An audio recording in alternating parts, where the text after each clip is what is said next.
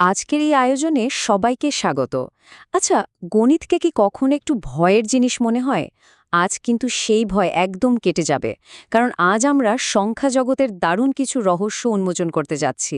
মজার কিছু চাক্ষুষ ধাঁধা আর একদম সহজ উদাহরণের সাহায্যে আমরা মূলদ আর অমূলদ সংখ্যার রোমাঞ্চকর দুনিয়ায় ঘুরে বেড়াবো। কথা দিচ্ছি, আজকের পর সংখ্যাগুলো যেন আমাদের সাথে কথা বলতে শুরু করবে। শুরুতেই চলুন আমাদের গাণিতিক গোয়েন্দা টুপিটা পরে নিই। আচ্ছা, একটা খুব মজার প্রশ্ন দিয়ে শুরু করা যাক। ধরুন, মাটিতে এক গাদা সাধারণ মার্বেল পড়ে আছে। এই মার্বেলগুলো কি আসলে গণিতের গভীর কোনো রহস্য ভেদ করতে পারে? কি মনে হয়? চলুন একসাথে এর উত্তরটা খুঁজে বের করি। পর্ব ১, মার্বেলের সাহায্যে দেখা। চলুন এই বিষয়টা একটু গভীরে গিয়ে দেখি। গণিত মানেই যে শুধু খাতা কলমের মুখস্থবিদ্যা তা কিন্তু নয়। এমন কিছু দিয়ে শুরু করা যাক যা আমরা নিজের চোখে দেখতে পারি।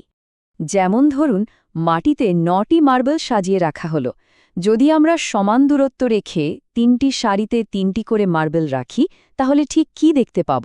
আমরা দেখব যে মার্বেলগুলো মিলে একদম নিখুঁত একটা বর্গাকার বা স্কোয়ার শেপ তৈরি করেছে, যার দৈর্ঘ্য আর প্রস্থ সব দিকেই একদম সমান। আর ঠিক এই ছবিটাই কিন্তু গণিতের খুব চমৎকার একটা মূল ধারণাকে তুলে ধরে।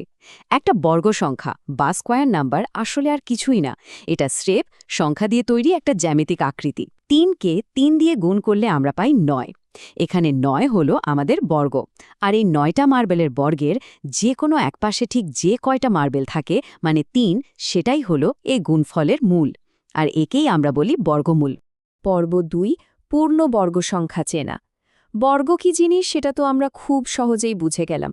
এবার চলুন এমন একটা মজার চিটকোড শিখে নিই, যেটা দিয়ে শুধু চোখের দেখাতেই পূর্ণবর্গ বা পারফেক্ট স্কোয়ার চিনে ফেলা যায়। চার্টের দিকে একটু খেয়াল করা যাক। এখানে ১ থেকে ১০ পর্যন্ত সংখ্যাগুলোর বর্গ দেওয়া আছে। এদের শেষ অঙ্কে, যাকে আমরা একক স্থানীয় অঙ্ক বলি, সেখানে দারুণ একটা প্যাটার্ন চোখে পড়বে। যেমন ৪-এর বর্গ ১৬, ৫-এর ২৫, ৯-এর ৮১। শেষের অঙ্কগুলোর দিকে তাকালে কি কোনো মিল খুঁজে পাওয়া যাচ্ছে? মজার বিষয়টা হলো, আমরা চাইলেই এখন গোয়েন্দাগিরি করে বলে দিতে পারি কোনটা পূর্ণবর্গ সংখ্যা আর কোনটা নয়। শুধু শেষের অঙ্কটা দেখেই অনেক সংখ্যাকে অনায়াসে বাতিল করে দেয়া যায়। কোনো সংখ্যার শেষে যদি ২, ৩, ৭ বা ৮ থাকে, তবে চোখ বন্ধ করে বলে দেয়া যায় সেটা পূর্ণবর্গ নয়।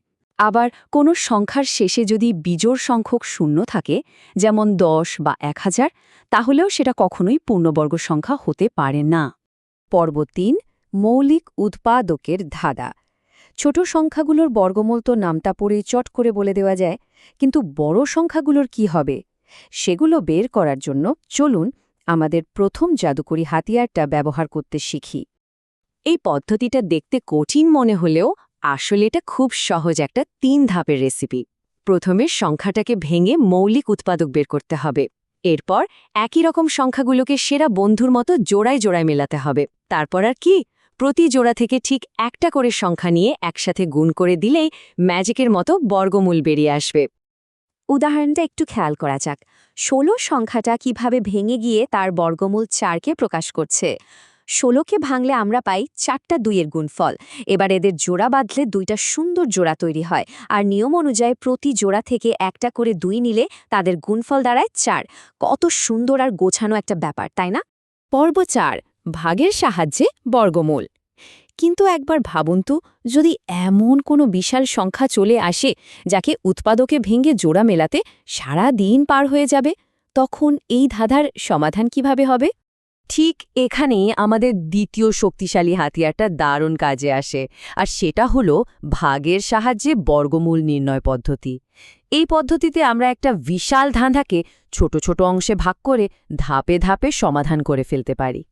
চলুন দেখি ২৩০৪-এর মতো একটা বিশাল সংখ্যাকে এই পদ্ধতিতে কিভাবে বাগে আনা যায়। প্রথমে ডান দিক থেকে জোড়া মেলালে আমরা পাই ২৩ আর ০৪। প্রথম জোড়া ২৩-এর সবচেয়ে কাছের ছোট বর্গ সংখ্যা হল ১৬, যার বর্গমূল ৪। ২৩ থেকে ১৬ বিয়োগ করলে থাকে ৭। এরপর পরের জোড়া ০৪ নামালে সংখ্যাটা দাঁড়ায় ৭০৪। এবার জাদুর ধাপ। উপরে পাওয়া ৪-এর দ্বিগুণ অর্থাৎ ৮কে পাশে বসাই। এখন ৮-এর পাশে এমন একটা অঙ্ক বসাতে হবে যেন পুরোটাকে সেই অঙ্ক দিয়ে গুণ করলে ৭০৪ মিলে যায়। এখানে সেই অঙ্কটা হলো ৮, কারণ ৮৮কে ৮ দিয়ে গুণ করলেই একদম ৭০৪ পাওয়া যায়। আর এভাবেই লুকিয়ে থাকা বর্গমূল ৪৮ খুব সহজেই আমাদের সামনে চলে আসে। পর্ব ৫, মূলদ বনাম অমূলদ সংখ্যা। এতক্ষণ তো আমরা নিখুঁত সব বর্গ আর বর্গমূল নিয়ে দারুণ সময় কাটালাম। চলুন এবার একটু দূর থেকে পুরো সংখ্যা জগৎটাকে একবার দেখে নিই। আমরা কিন্তু পুরো সংখ্যা জগৎকে মূলত ২ ভাগে ভাগ করতে পারি। একদল হলো মূলদ সংখ্যা। এরা খুব সুন্দর, গোছানো, আর এদেরকে খুব সহজেই ভগ্নাংশ আকারে লেখা যায়, যেমন আমাদের এই পূর্ণবর্গ সংখ্যার বর্গমূলগুলো। অন্যদিকে রয়েছে অমূলদ সংখ্যা। এরা একেবারে ভিন্ন প্রকৃতির। এদের মান ভীষণ এলোমেলো, এদের দশমিকের পরের অংশ চলতেই থাকে, কখনো শেষই হয় না, যেমন ২-এর বর্গমূল। এদেরকে কোনোভাবেই সাধারণ ভগ্নাংশ হিসেবে প্রকাশ করা সম্ভব না। আর এটাই আমাদের মনে দারুণ একটা কৌতূহল জাগিয়ে তোলে। নিখুঁত পূর্ণবর্গ সংখ্যাগুলো যদি আমাদের এমন পরিচ্ছন্ন আর সুন্দর মূলদ ফলাফল উপহার দেয়, তবে আমাদের চারপাশে ছড়িয়ে থাকা অসীম সংখ্যার মাঝে আরও কত অজানা, বুনো আর অমূলদ রহস্য লুকিয়ে আছে। সংখ্যার এই গোলকধাঁধা আসলেই ভীষণ চমকপ্রদ। আজ এই পর্যন্তই। নতুন কোনো দারুণ বিষয় নিয়ে আবারও কথা হবে।